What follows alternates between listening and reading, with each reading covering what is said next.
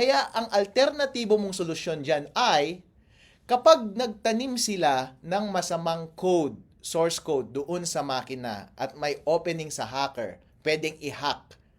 Dapat ang gawin mo, during election day, wag mo siyang i-connect sa internet. Kasi kahit corrupted yung source code nun, kahit ano pa ang gawin ng hacker, hindi niya ma-access yung device. Therefore, hindi niya mababago yung score.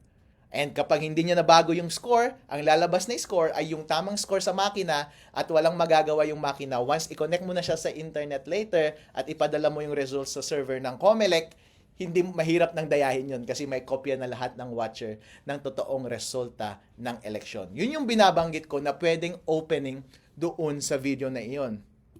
Doon sa video na iyon, naging detailed ako sa pag-discuss ng teorya ng computer securities at paano i-take advantage yung kahinaan na yun doon sa sistema ng automated counting machine.